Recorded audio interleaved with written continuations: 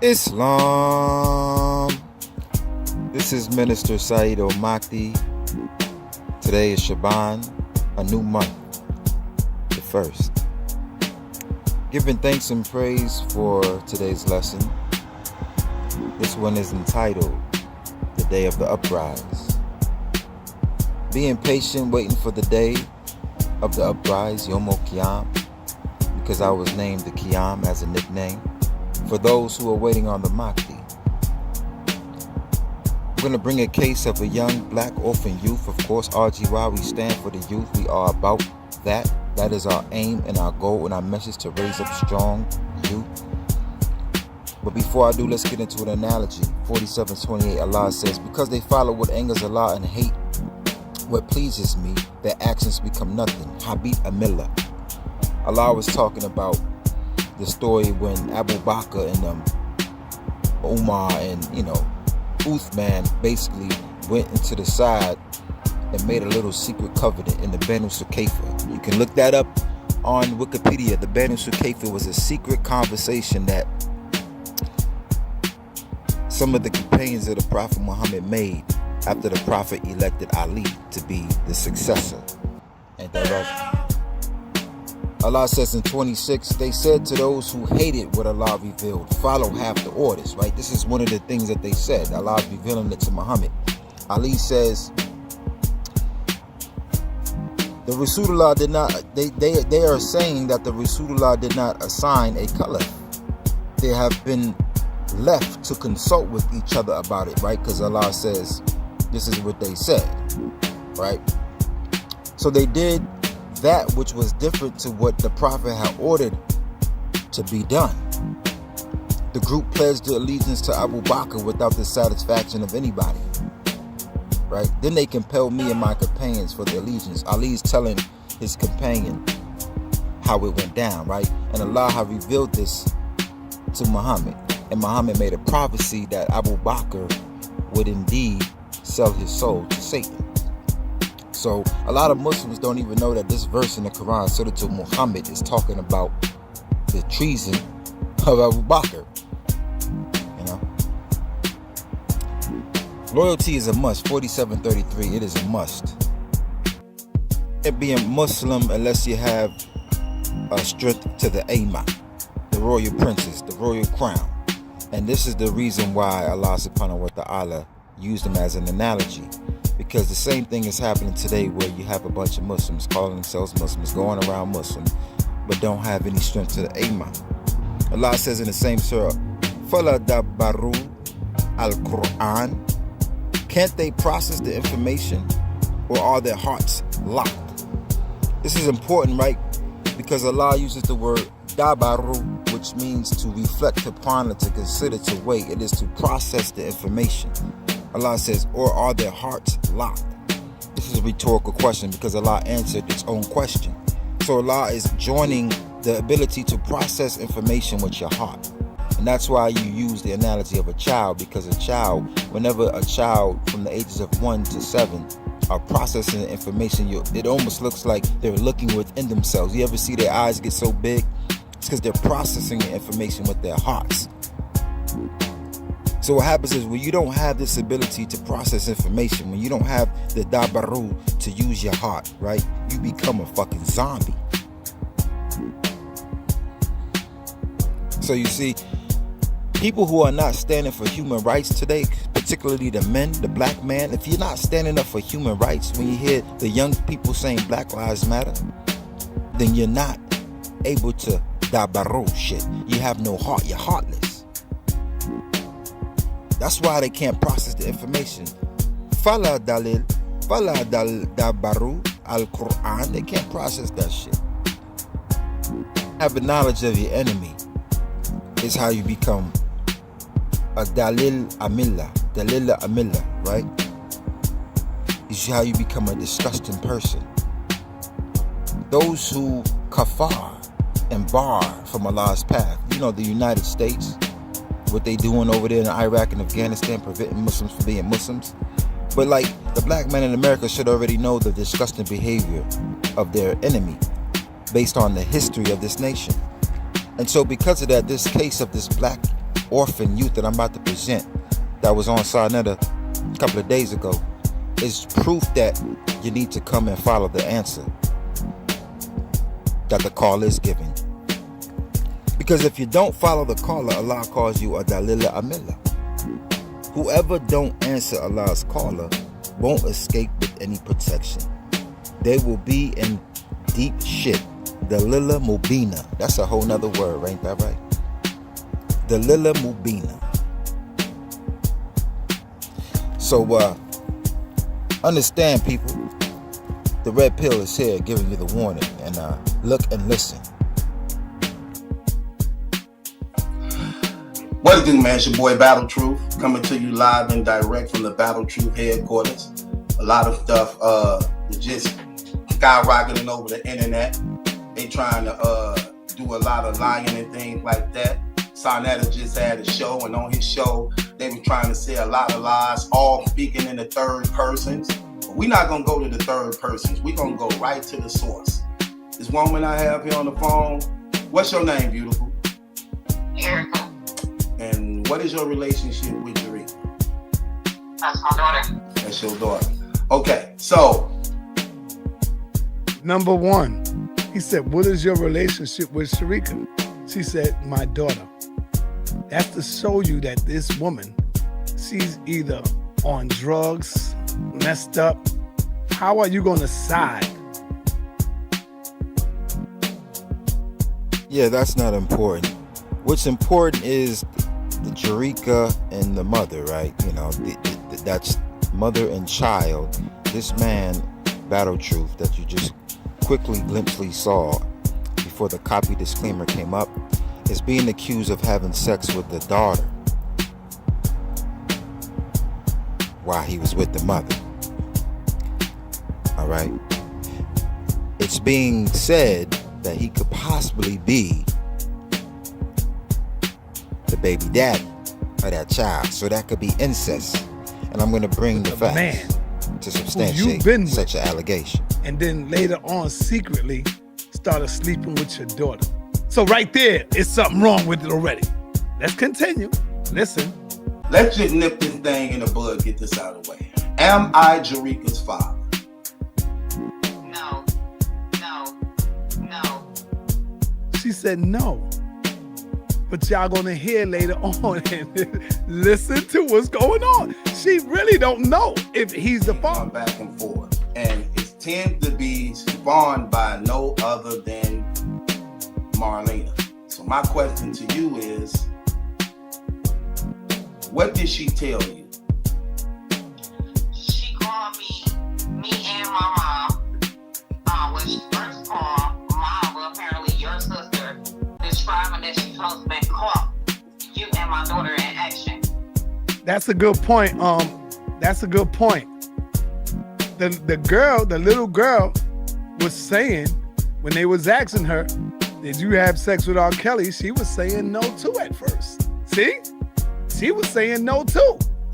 So that's a good point. Thank you. Whatever her and Mom was talking about, she ended up calling my mother, telling her that she was for sure that she caught you all. Then they called me. We stayed on the phone. She tried to convince me that she came by there first. Little Malachi supposed to be text her saying that she wouldn't believe what he had saw or whatever, whatnot. She said she rushed over there. When she rushed over there, apparently she supposed to be caught you and my daughter in the act with sex. How did you know that was a lie? I know it's a lie because I talked to Lil Malachi and he also said it was a lie. Okay. Now, the crazy thing about it is, do she like you? She never did. Does she like your daughter? Shit, I don't know. If she don't like me, she can't like her.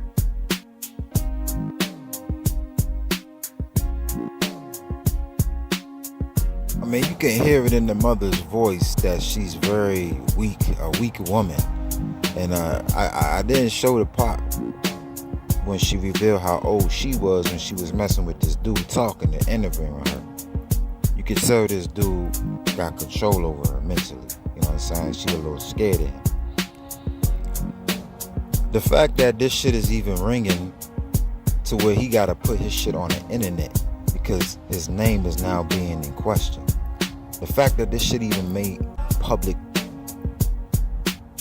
platforms where thousands of people can hear about this one case is enough evidence to show the dysfunction in the black community. It's just now this shit is coming out. So we gotta give thanks to this case.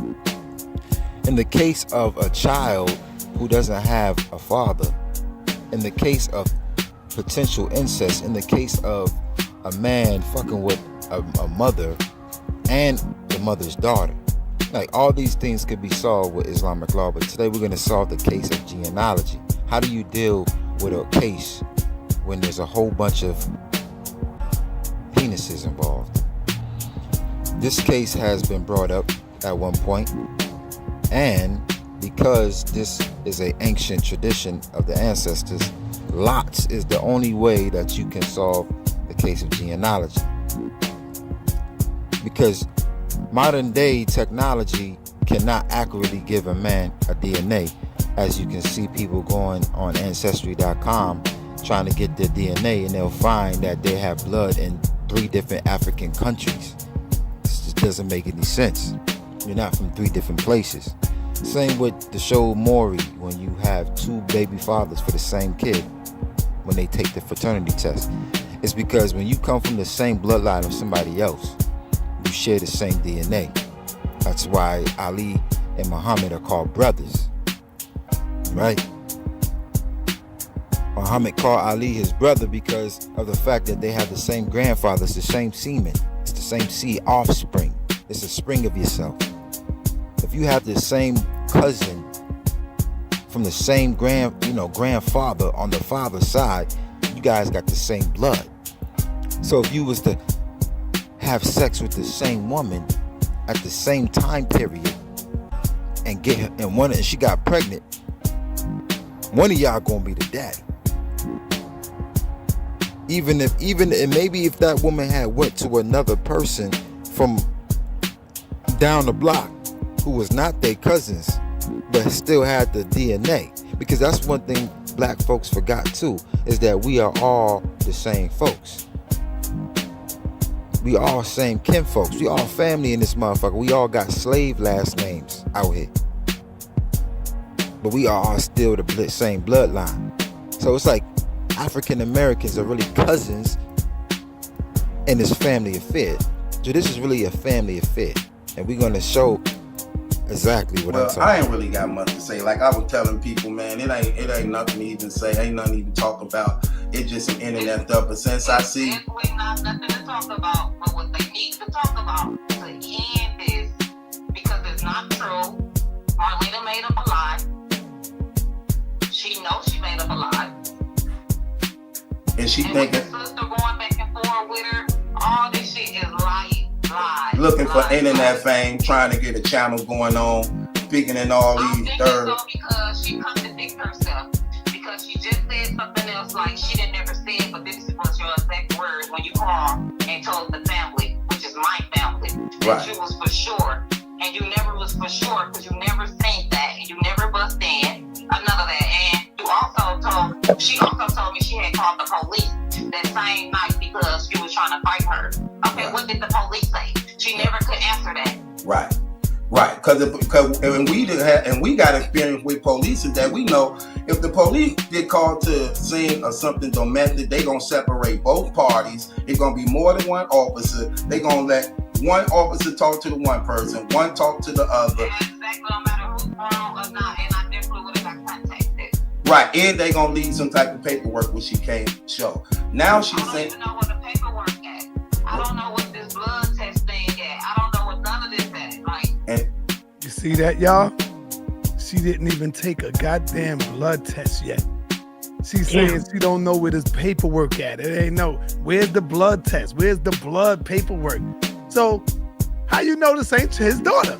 How you know that? And y'all gonna find out right here. Here we go. Listen. Wait, and real quick, why would this lady try to get internet fame by saying there's some molestation going on with her son's father. Like, come on. That's not going to give you fame. That's embarrassing. Right. Now, continue. Let's listen. And It's a now, whole bunch of bullshit. and now she's trying to say that Jerika's 6 months pregnant now. Here's Is the Jerika kicker. pregnant at all? Jerika is not pregnant at all. Okay.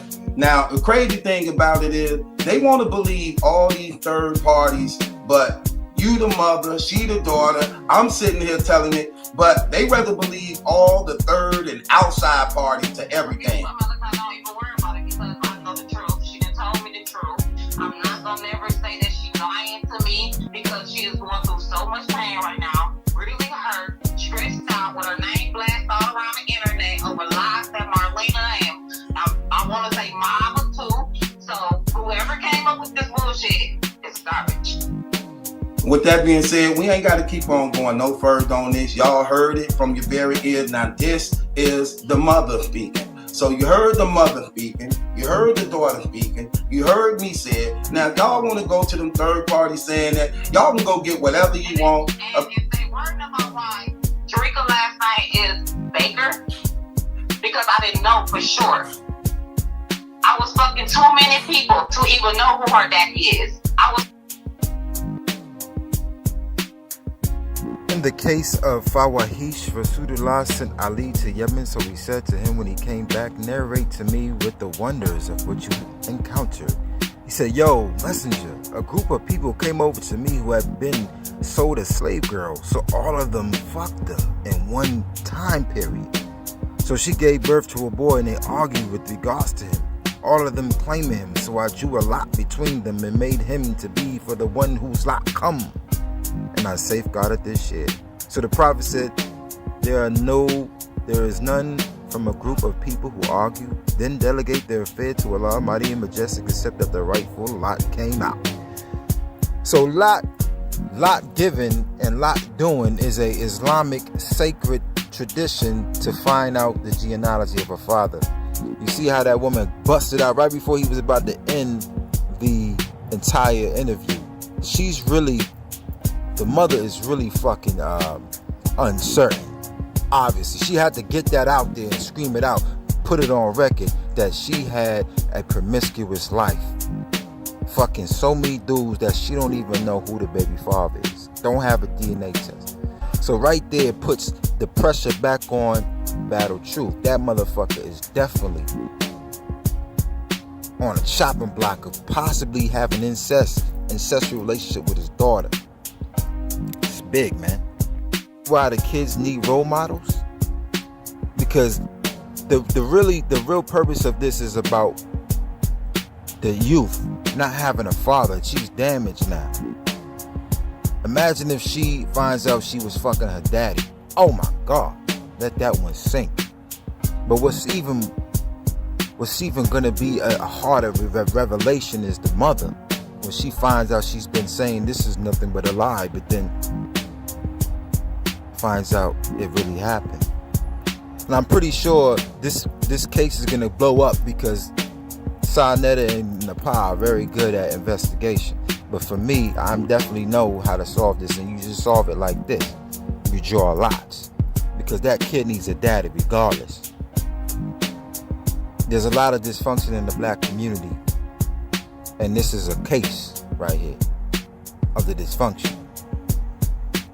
The woman was promiscuous because she didn't have a knowledge of self.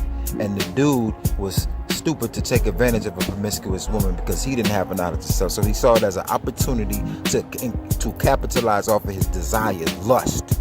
Because these niggas are savages, disgusting. You done learned the behavior from your slave master. But these things can still be healed.